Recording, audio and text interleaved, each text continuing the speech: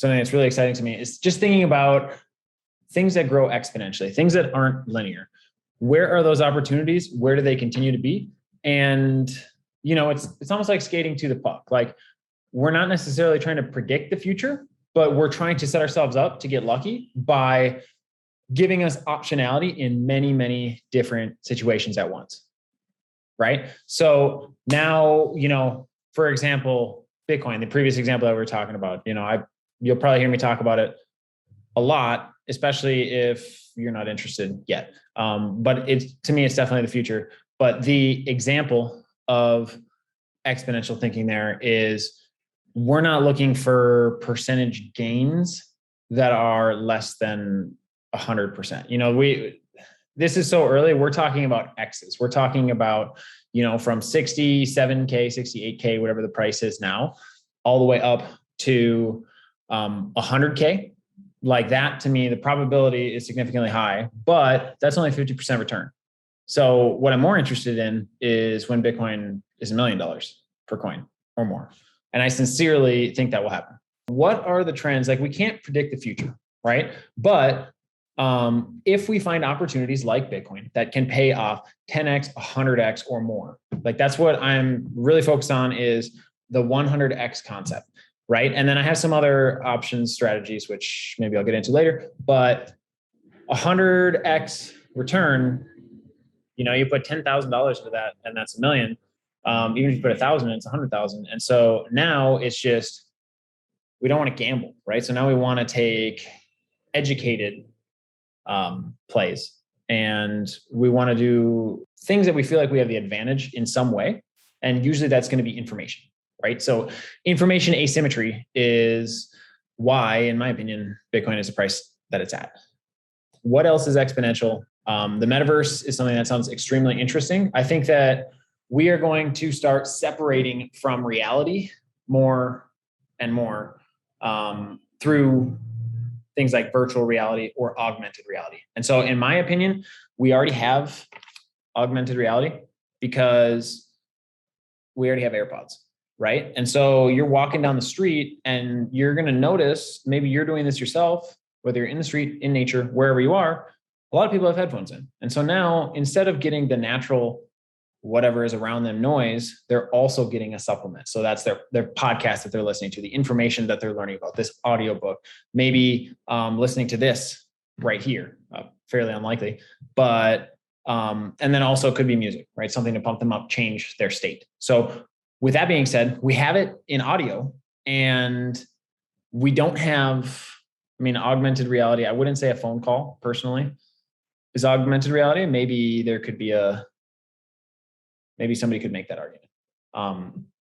But what does it look like when now we have augmented reality for our visual senses? It's something super interesting to me. So like Google Glass, I'm not sure why it failed. My guess is it was too early at the time, but some kind of project like that, or people were afraid of cameras, I think was another thing. Now cameras are everywhere. I don't think we're getting away from them. Privacy is just going to be tough, period, in my opinion, in the future. But so a Google Glass-like concept, or any concept with augmented reality, could be extremely interesting in many different use cases. Something as simple as being outdoors. I was talking with a friend, and he was like, what if you could have goggles with augmented reality that when you're out backcountry skiing, you're looking at a slope and it will calculate the angle for you. That would be, an extremely good use case for being safer in avalanche terrain, making better decisions as far as where to skin up, what to ski, and so on. So that could be, it's super huge. What else in augmented reality? I don't really see driving as that great of a example. Yeah, we can have heads up display, but I think that machines are going to be driving. Teslas are pretty good right now. They're still a long way off, but they're pretty good right now. So with driving being out, another augmented reality could be this. You could combine actually audio and video to do like a walking tour or something like that, where the guides, it's pre-programmed. It's essentially a digital product, and you just download, or scan a QR code or whatever, and then go on this walking tour. And Now you have either audio or visual or both. And this could be around a city or whatever.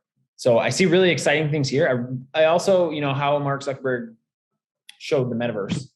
This sounds quite interesting to me. And like, it could be a good use case to meet people, to be more connected and so on. So that's going to be really interesting. It's also going to be interesting, like, how disconnected do we get with nature, right? With our true selves, and then spirituality as well. Because if we're already kind of living in the matrix, shout out Tej, if we're already kind of in this matrix, like this human experience or what we're experiencing right now, isn't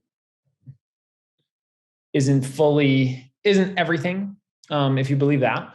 And then also, if you've noticed how you can bend reality to your will, which is a super interesting concept. We'll talk about that later.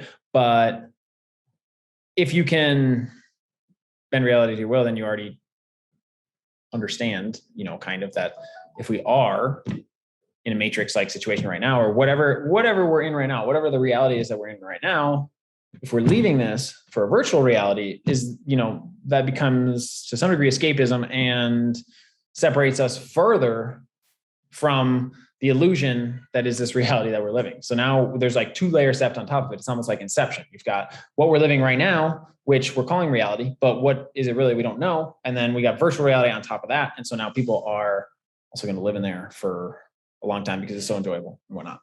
So I guess that is probably my closing up thoughts. Today is November 10th.